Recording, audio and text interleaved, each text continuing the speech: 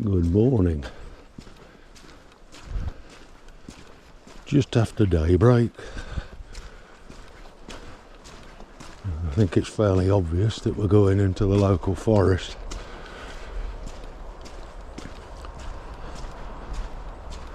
Forestry Commission have been in.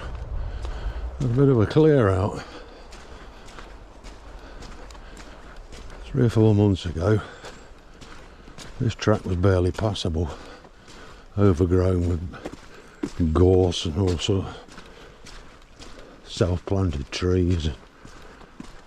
It actually looked quite nice and wild, but now we're back to industrial again. As you can see, there's been some casualties, and that wasn't the forestry, that was a storm. Last year's that was. I'm guessing that they're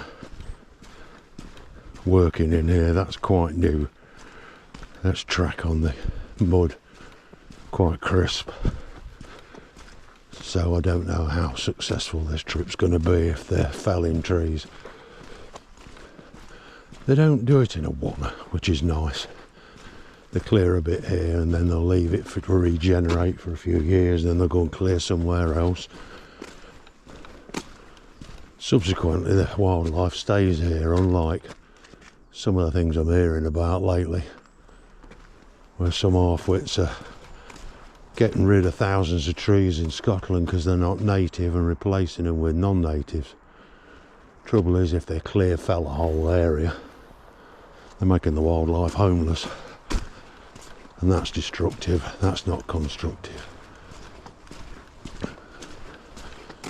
Foresters actually know what they're doing. It'd be really nice if some of these people actually talk to them so that there is some constructive work done.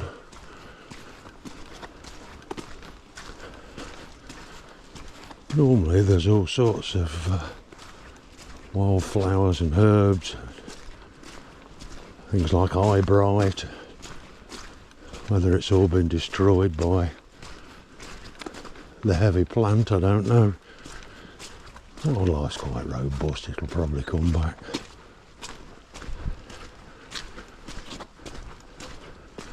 This time of year we're just looking at the residents. There's no migrants except possibly one. This particular forest has a habit every year of getting a visiting great grey shrike. Is it here this year? No idea. Nobody's reported anything, so it was me that found it the year before last. And several other times in the past I've been the first one to report one at this location.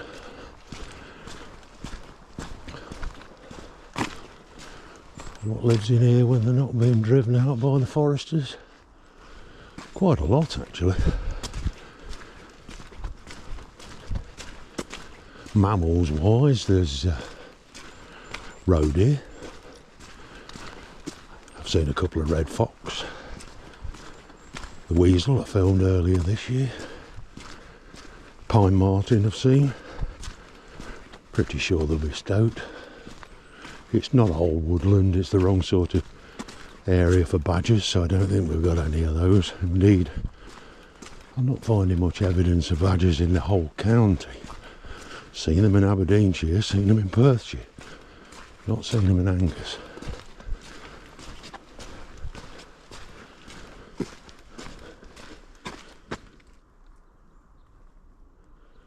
Have to have a listen as well as a look.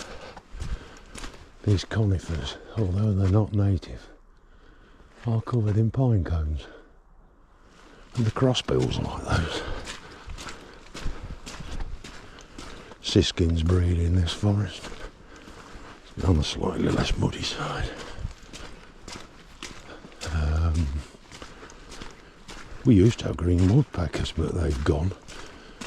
I think the cleared area is now overgrown. It's not to their liking.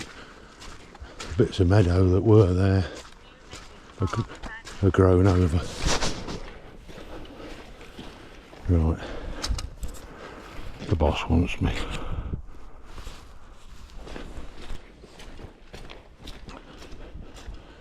You might wonder why there's goalposts in the middle of the forest.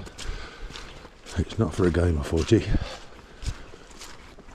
It's to advise drivers of tree machinery that there are overhead power lines just ahead and that to lower the jibs. Well, there we are, look, there's some of the first bits of timber down. There's quite a bit of clearing going on just here. That wasn't done earlier. Birch.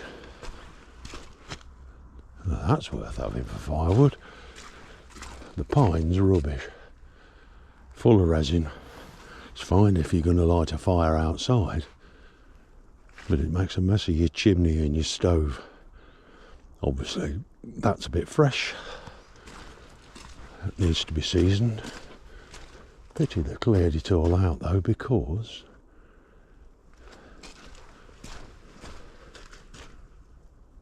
this is a little spot where I usually find long-tailed tits. Oh well. Onwards and upwards. Where this power line is,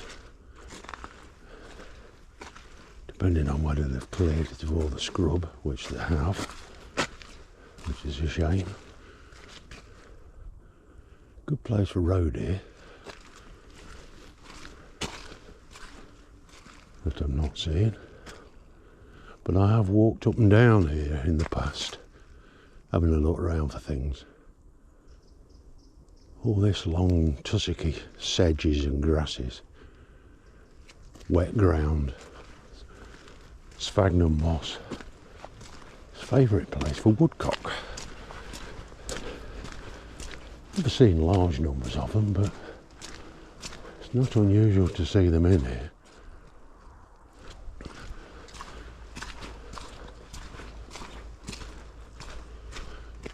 But unless you nearly step on them or you've got a dog, you're not going to see them. They just squat down and hide.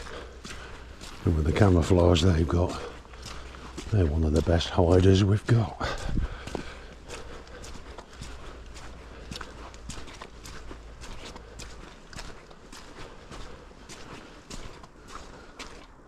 Well, this hasn't been done that recently. That end of those logs are weathered. Been done for a while. I've not been coming up here since we were up here looking for butterflies. June, July time. I think I've been once. And they have made a mess of this, haven't they? Proper widened it out. This is too young to fell yet, so they won't be cutting any of that down yet. Not quite sure what they're up to.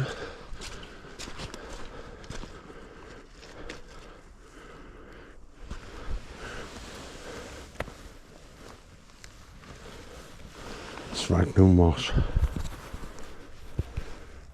Great big clump of it. I don't know whether it'll survive. It looks a bit drying out. Right, there's a left-hand turn here, so that's obviously where they're doing their work. That's a new.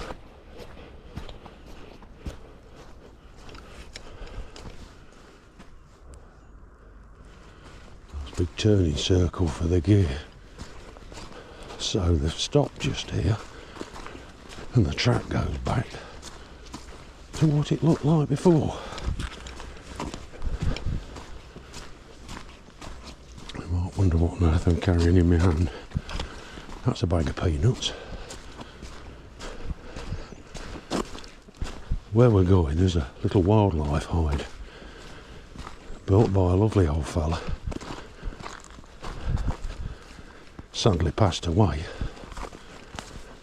and the maintenance of the hide had been taken over by a local bird club. So this is what the whole track used to look like before they opened it up to get the equipment in.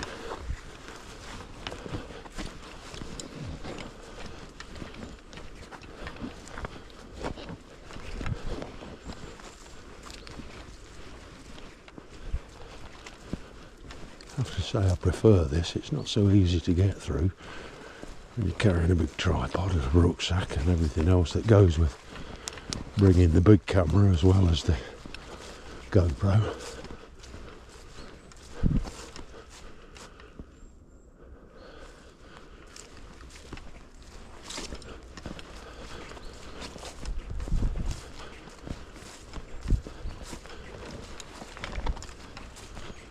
Supposed to be warming up in a bit. It was 3 degrees. Fingers are frozen, even though this top I'm wearing has got these like built-in fingerless gloves. Now, in amongst all of the conifers, we've got this bit of deciduous woodland.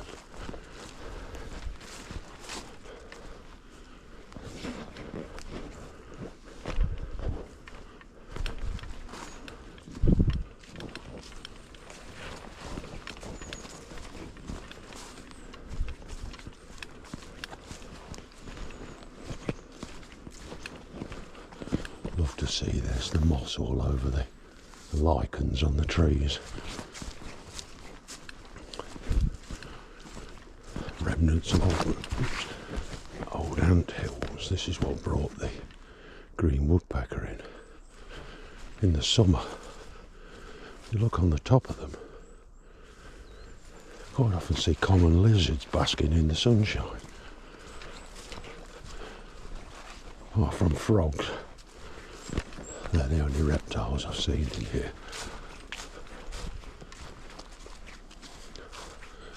This really is a little bit of unmanaged wildwood. It's lovely. Keeping my voice down a little bit, because we're not too far away from where we need to be.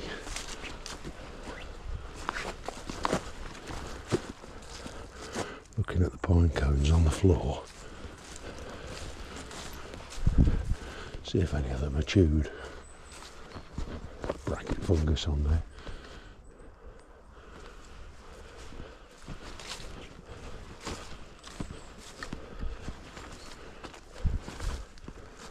Now, has something been ripping that apart to get at grubs? Or is that human activity? Who knows? I've got a camera trap. I'm a bit loath to leave it out here because folk do come down here and I don't want to lose the camera.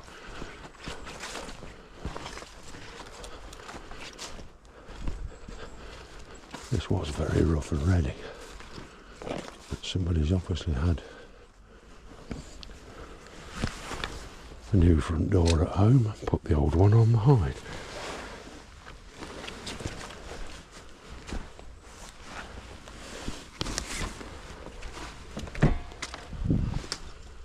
How nice is that?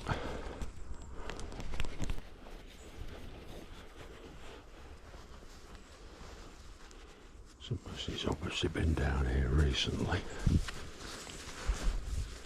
Some of the feeders have got food in.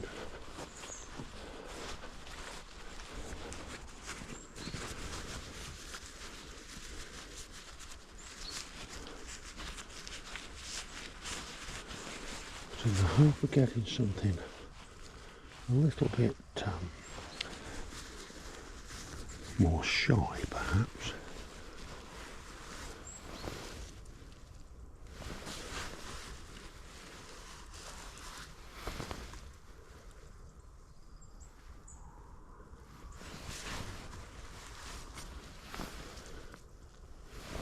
Put a few peanuts on that bit of old wood. I used to put them on that log over there, but I don't know whether I will or not this time. The hole in the tree is dry, so I always put a few in there.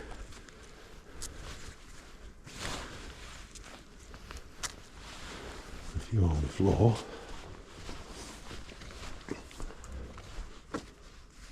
Feeders are empty apart from the Niger seed, which looks like it's actually very healthy. Indeed, the feeders look filthy. Let's see what we can find.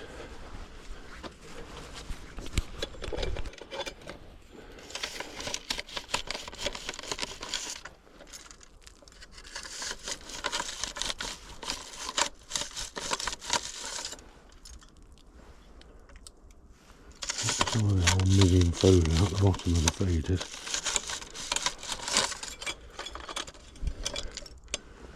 Not sure that would be very good for the bird's health.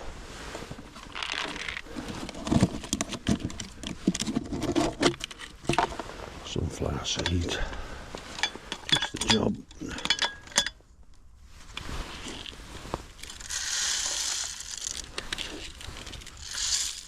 Doesn't matter if we make a mess. There'll be plenty of finches and dunnocks and stuff like that, hopefully, to come and clean the floor.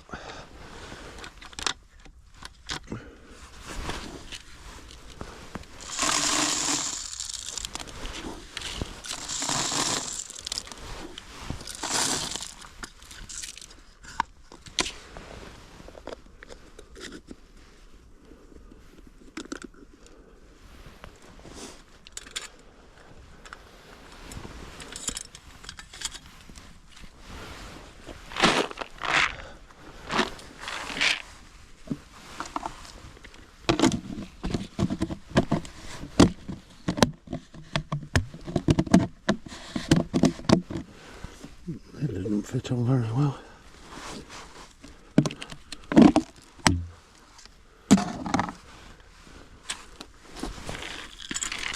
Oops.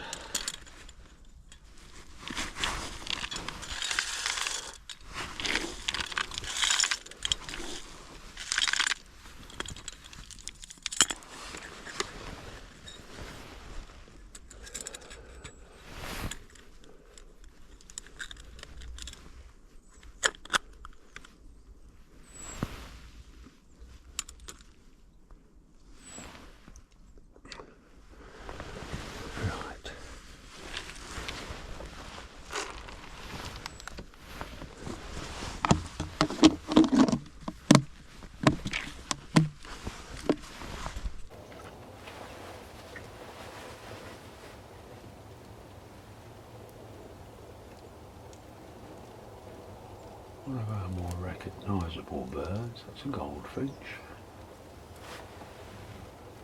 Handsome wee bird.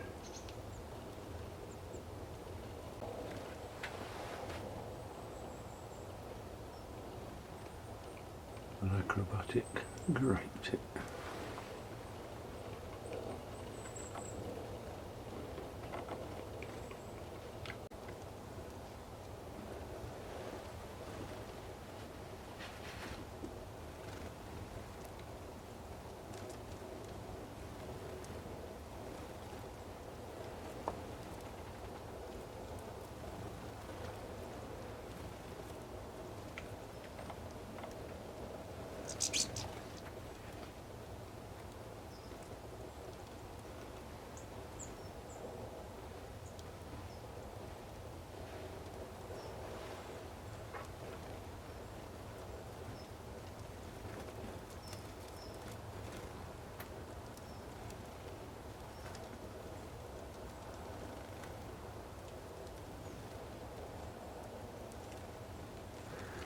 Chaffinch.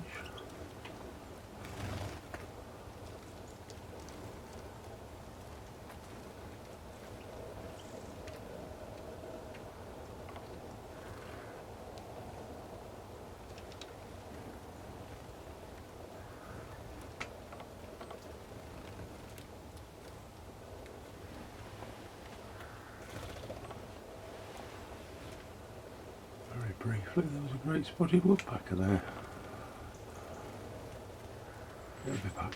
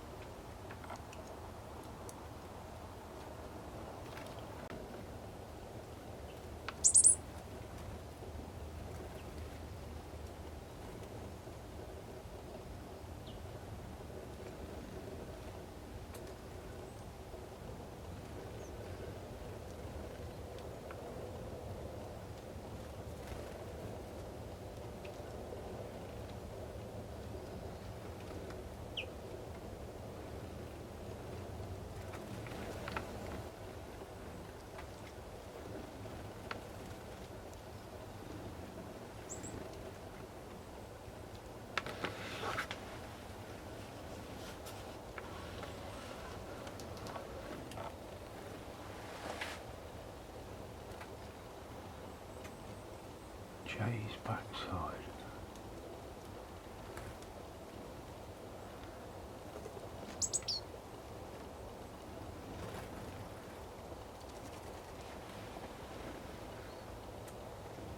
Once his crop's filled, he'll fly off. He'll either stash them or eat some of them, and then he'll be back again. Or she.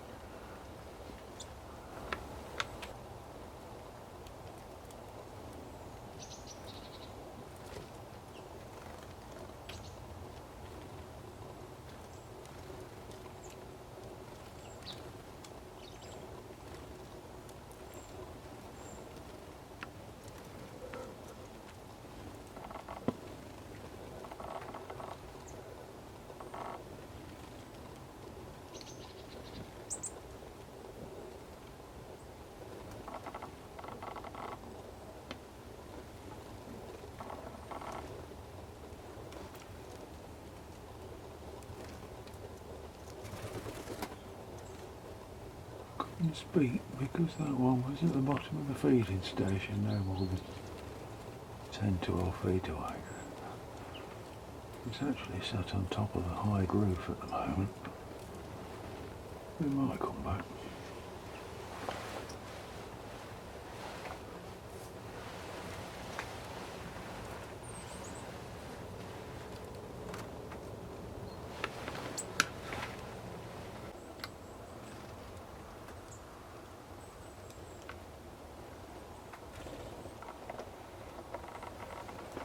Spotty woodpecker.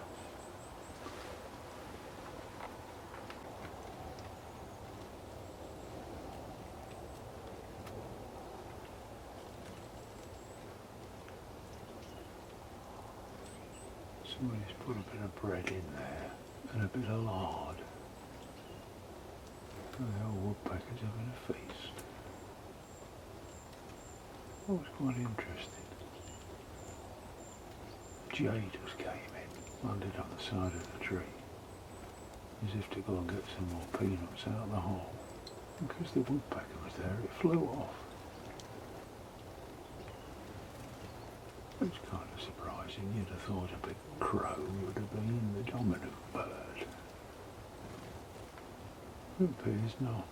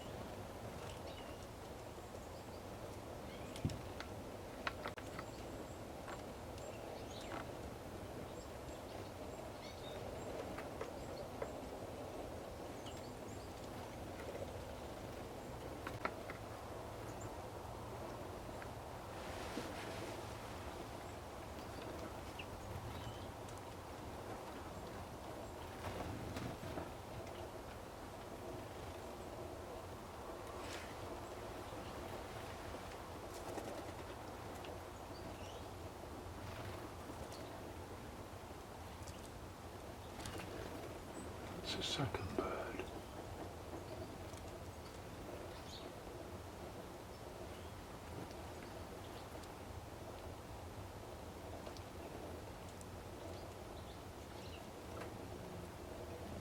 Won't be long before they've emptied that feed. I only put a handful of peanuts in there. I'll have to come to the table if they want any more when that's gone.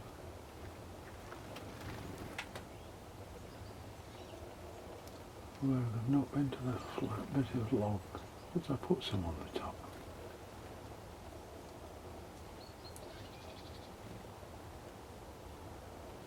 Perhaps they feel a bit exposed on there, because of course they do have predators. There used to be, although I haven't seen one in here for a couple of years. Goshawks.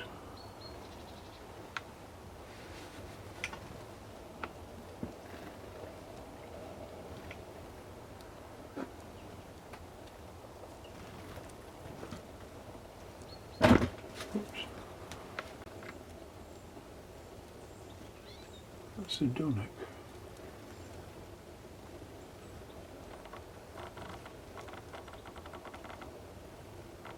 That's a wee bird. Also called the hedge sparrow.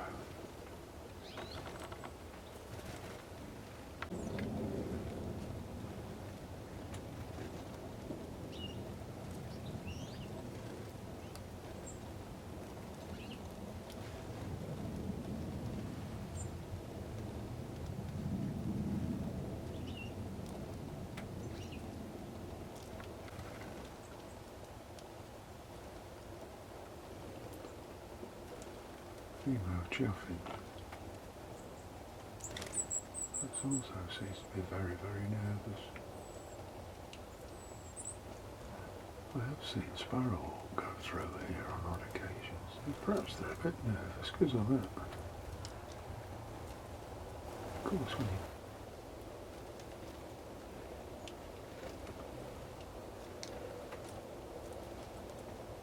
that's a female. And we know that because there's no red spot on the back of its head.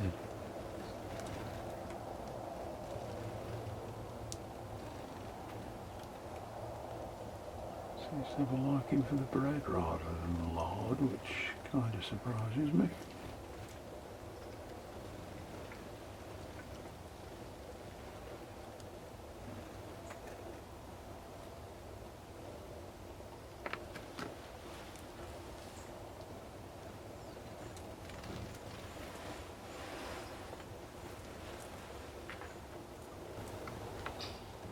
Jays are mooching around. I think they've eaten all the peanuts.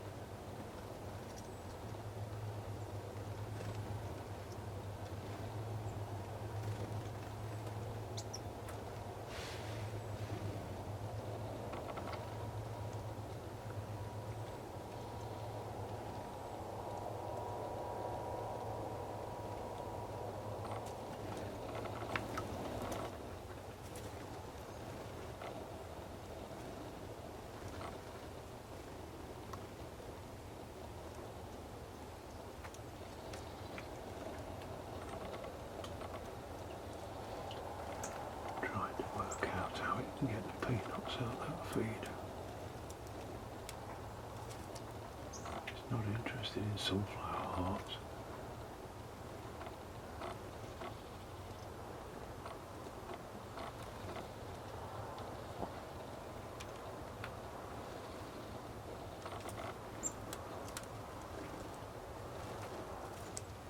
Never seen a jay on a feeder before.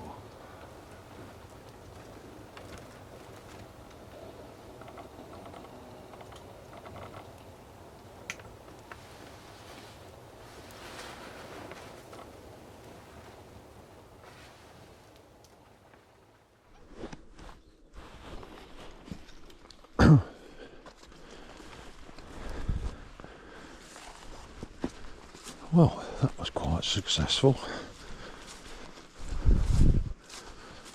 3 jays visiting. Great spotty woodpecker. Shame we didn't get a red squirrel, but to be perfectly honest, I think the numbers are getting dramatically reduced in here. I've never seen a grey, so I can't blame them. They just don't seem to be around as commonly as they used to be in this particular forest. Certainly in this part of it anyway.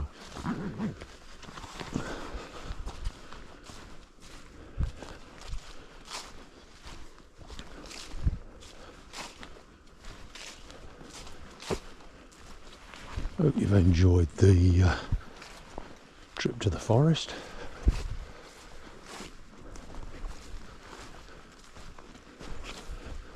If you want to join me again on some more treks into